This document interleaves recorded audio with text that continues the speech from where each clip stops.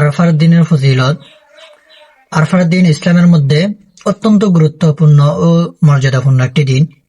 এই দিনটি হলো জিলহজ মাসের 9 তারিখ, অর্থাৎ আগামী 27 তারিখে আরাফার দিন হবে। এই দিনে আল্লাহ তাআলা অসংখ্য বান্দাকে জাহান্নাম থেকে মুক্তি দান করেন এবং বান্দার দোয়া বিশেষভাবে কবুল করেন। তিরমিজি শরীফের বর্ণনায় রাসূল আকরাম সাল্লাল্লাহু আলাইহি ওয়াসাল্লাম বলেছেন, সর্বোত্তম দোয়া হলো আরাফার দিনের দোয়া। অর্থাৎ এই দিনে আল্লাহ রাব্বুল আলামিনের কাছে যে বান্দা দোয়া করবেন, আল্লাহ রাব্বুল আলামিনের কাছে ওই বান্দার দোয়া সব থেকে উত্তম হবে। এই দিনের বিশেষ আমলের মধ্যে একটি আমল হচ্ছে এই দিনের মধ্যে রোজা রাখা।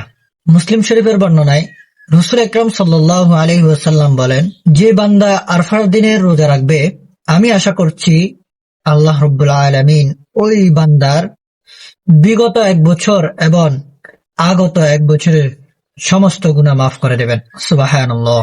এই দিনের আরো কিছু বিশেষ আমল আছে যেগুলো আমাদের প্রত্যেককে বেশি বেশি করা উচিত। তার মধ্যে প্রথম নাম্বার হচ্ছে আল্লাহ পাক রব্বুল আলামিনের কাছে দোয়া ও কান্নাকাটির মাধ্যমে কোনো কিছু চাওয়া। দ্বিতীয় নাম্বার হলো তওবা ও ইস্তেগফার বেশি বেশি করা। তৃতীয় নাম্বার রাসূল আকরাম সাল্লাল্লাহু আলাইহি ওয়াসাল্লামের উপর বেশি বেশি দুরূদ পড়া। চতুর্থ নাম্বার তাকবীর, তাহলিল ও তাহমিদ পড়া। পঞ্চম নাম্বার বেশি বেশি কোরআন তেলাওয়াত করা।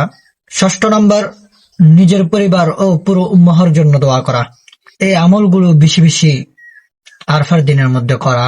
এখন আরো একটি গুরুত্বপূর্ণ দোয়া আছে, সেটা হলো লা ইলাহা ইল্লাল্লাহু ওয়াহদাহু লা শারীকা লাহু লাহুল মুলকু ওয়া লাহুল হামদ ওয়া হুয়া আলা কুল্লি শাইইন কাদির। এই দোয়াটি বেশি বেশি পড়া। আল্লাহ পাক রব্বুল আলামিন আমাদের সকলকে আরাফার দিনের ফজিলত অর্জন করার তৌফিক দান করুক। সকলে বলি আমিন।